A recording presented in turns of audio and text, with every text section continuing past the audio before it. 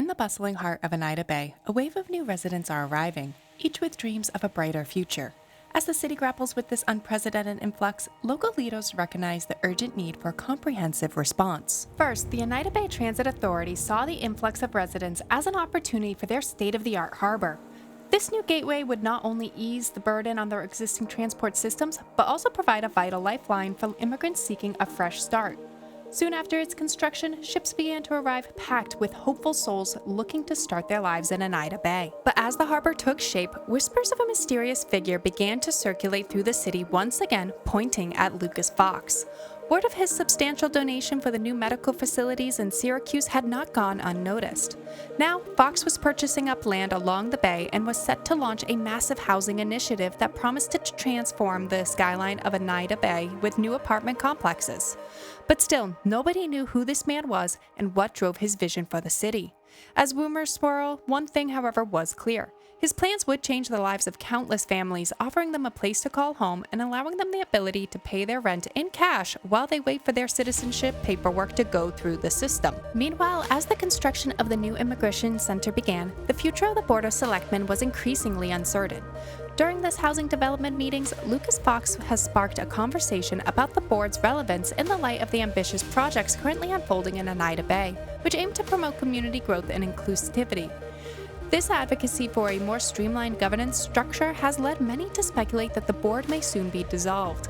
As the community rallies around the transformative initiative, the question looms. Will this chapter usher in a change in leadership, or can the Board of Selectmen adapt to the evolving needs of the city? Heyo and welcome to Build&Beautify Season 2. In this Cities Skylines modded Let's Play, we'll build Eneida Bay, a vibrant city of our dreams featuring transit-oriented development, clean energy, and some deep city detailing. In our last episode, we finished the construction of Syracuse by filling in the area on this side of Interstate 5 with residential, services, and some commercial.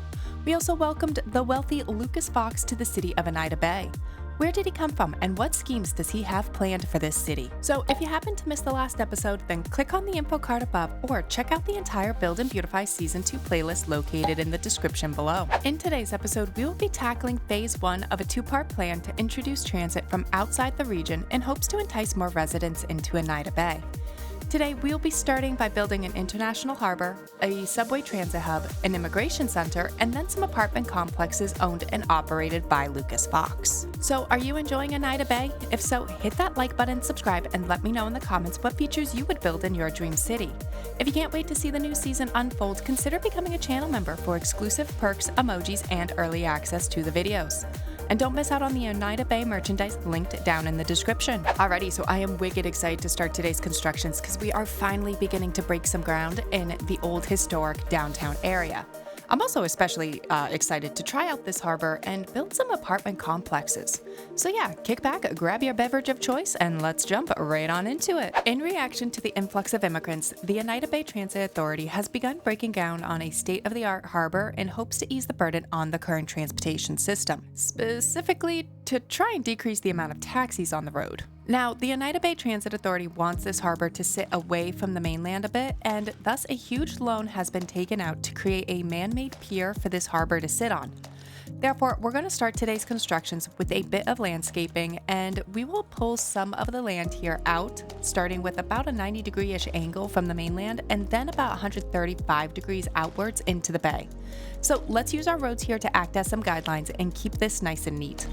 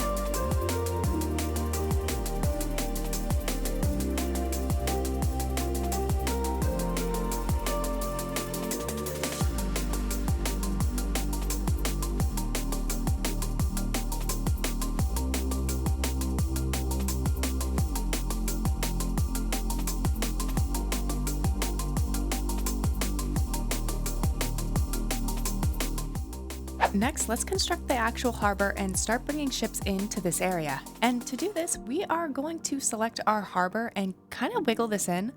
We will then come back in and connect in our lines, and once we have that all in, let's decorate this area up with some shops, some parking, and kind of leave the end of the harbor open for something unique a little later on in today's episodes.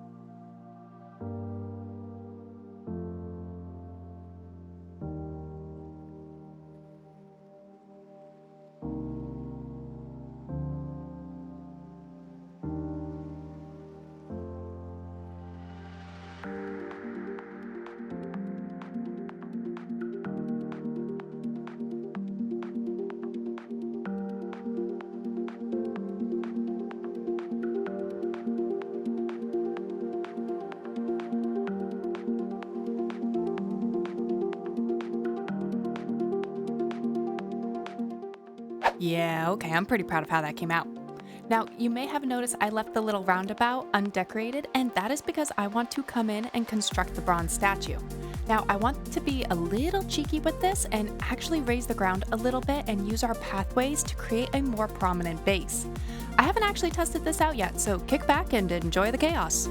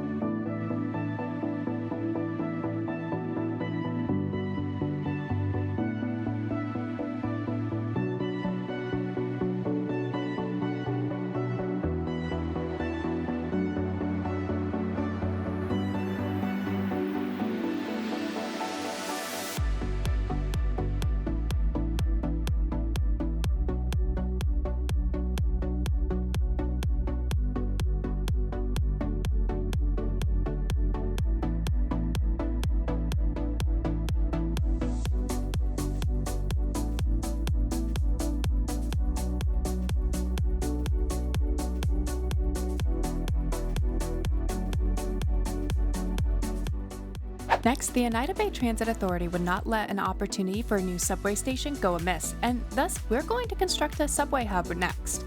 This area will be a fusion of two subway stations, one for the Red Line, which will continue into the downtown area, and another that for now will sit unoccupied but will eventually be filled with a new subway line, which will either stretch down into the uptown area or create a ring around the mountains. So I want to mess around and continue with this old brick pier design that we have going on. So let's get in two subway stations to run either south or eventually loop around that downtown area and the mountains. And I'm going to wiggle this rather close to our harbor we just built so that the passengers can connect between the two modes of transportation. And I think I'll color this line that will extend south purple, because this line will eventually connect with the blue line and the red line, and those two colors make purple. Makes sense, right?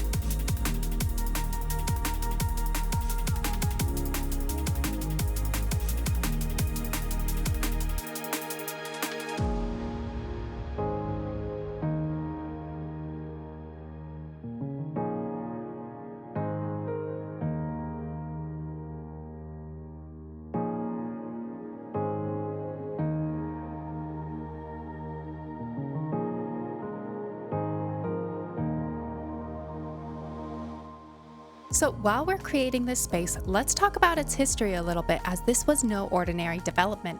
It was a vision brought to life by Lucas Fox, a name associated with transforming urban spaces into vibrant, pedestrian friendly havens.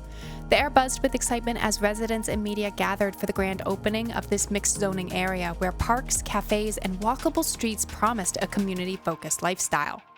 However, beneath the surface of this idyllic community lay an unsettling mystery. While the streets were alive with laughter and chatter, a darker reality lurked in the shadows after the sun set. Reports of rising crime rates began to surface, casting a pall over the neighborhood. Residents who had once felt safe now exchanged worried glances, whispering about the rumors of organized crime. As the days passed, strange occurrences began to unfold. The local police were stretched thin, and rumors of a larger, more sinister underbelly began to circulate. A local journalist, intrigued by the growing tension, decided to dig deeper into the true motives behind Lucas Fox's ambitious project. What was the real story behind this pedestrian paradise? Why did no one dare to leave their apartments after dark? And why did every business insist on using cash?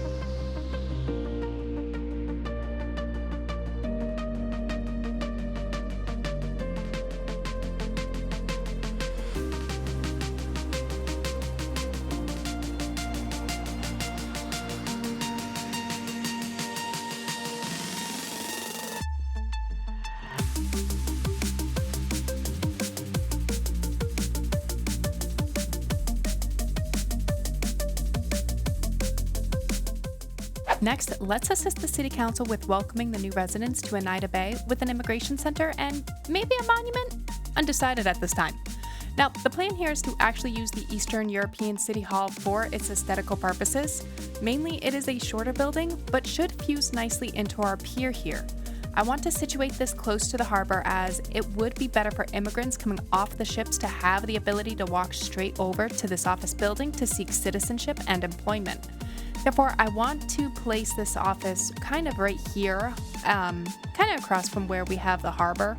And I want to try and make this a prominent building, so I will fuse some additional office buildings in to make this building bulkier and try to add in some decorations around this, again, just to make the building stand out a little bit more.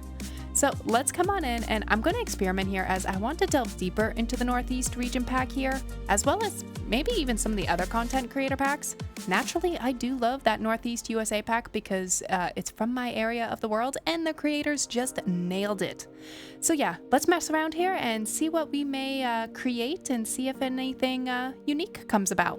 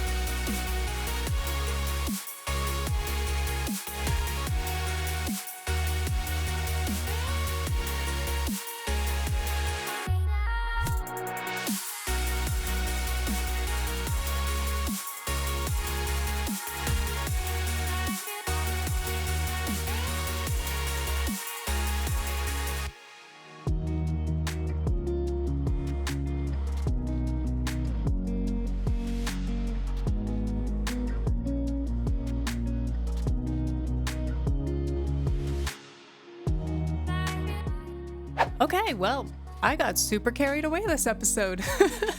Can you guys tell I live in the Northeast a little bit? Alrighty, everyone. I do think that's going to wrap up today's episode. So if you enjoyed today's episode, please hit that like button, subscribe, and leave me a comment down below letting me know your thoughts on today's build.